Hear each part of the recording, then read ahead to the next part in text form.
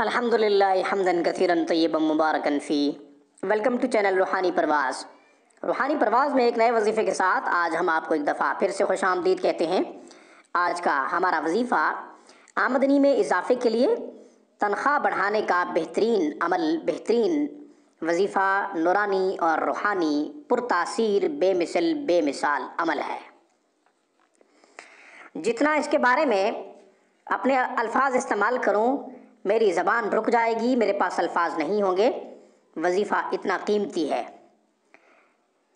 اس سے پہلے کہ یہ گوہر آپ کی خدمت میں پیش کروں اور اس کا طریقہ عرض کروں، آپ ہمارے چینل روحانی پرواز کو ویڈیو کے نیچے ریڈ بٹن پہ کلک کرتے ہوئے سبسکرائب کیجئے تاکہ ہماری ہر آنے والی ویڈیو کی اپڈیٹ سب سے پہلے آپ کو ملا کرے اور آپ ہماری تمام تر اسلامی روحانی ویڈیوز سے فائدہ اٹھایا کریں۔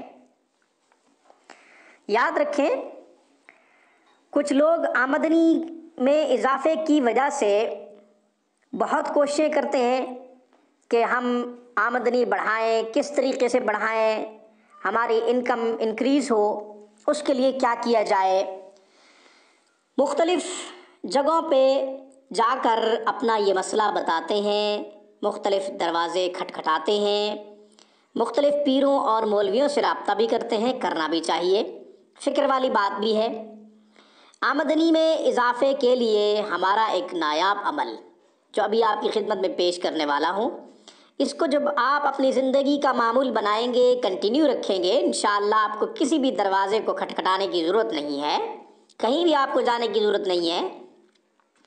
ہمارا یہ قیمتی عمل آپ کو اس معاملے میں خود کفیل کر دے گا انشاءاللہ۔ عمل بہت ہی آسان ہے۔ بسم اللہ الرحمن الرحیم پورے قرآن کا خلاصہ ہے۔ بسم اللہ الرحمن الرحیم، بسم اللہ الرحمن الرحیم کے بے شمار فضائل ہیں، بسم اللہ الرحمن الرحیم کے بے شمار فوائد ہیں۔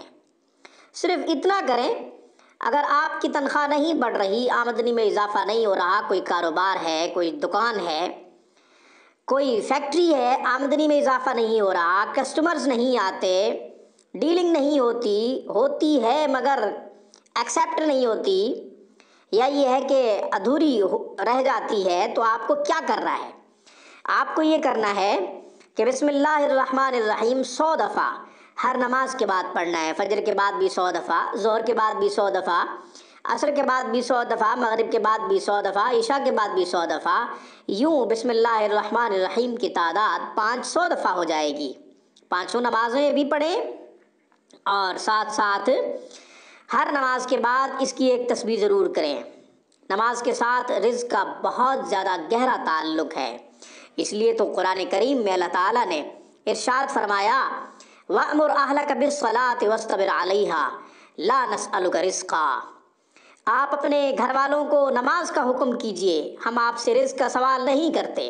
نَحْنُ نَرْزُقُكَ وَالْعَاقِبَةُ لِلتَّقْوَىٰ، رزق تو ہم ہی دیتے ہیں، بہترین انجام پرہیزگاروں کا ہے۔ سبحان اللہ، جس چیز کے لیے ہم تگ و دو کر رہے ہیں، جس کی چیز کے لیے ہم مارے پھر رہے ہیں، اس چیز کا تو ذمہ خود اللہ نے لے لیا ہے۔ اور 12ویں پارے کی پہلی آیت مبارکہ میں اللہ تعالیٰ نے ارشاد فرمایا ہے وَمَا مِن دَابَّةٍ فِي الْأَرْضِ إِلَّا عَلَى اللَّهِ رِزْقُهَا، جو بھی جاندار چیز، جو بھی روح والی چیز زمین میں ہے، اس کا رزق کا ذمہ اللہ نے خود لے لیا ہے۔ 12ویں پارے کی پہلی آیت مبارکہ کا مفہوم بتا رہا ہوں۔ تو یاد رکھیں، نماز کے ساتھ یہ وظیفہ کریں، نماز کے ساتھ یہ وظیفہ کریں اور 5 نمازوں کی پابندی بھی کریں، انشاءاللہ رزق بڑھ جائے گا، انشاءاللہ رزق بڑھ جائے گا۔ مجھے انشاءاللہ پھر روحانی پرواز میں ایک نئے وظیفے کے ساتھ پھر آپ کی خدمت میں دوبارہ حاضر ہونا ہے۔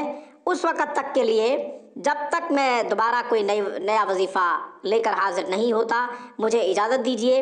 السلام علیکم ورحمۃ اللہ وبرکاتہ۔ Thank you for watching my video and اللہ حافظ، اللہ نگہبان۔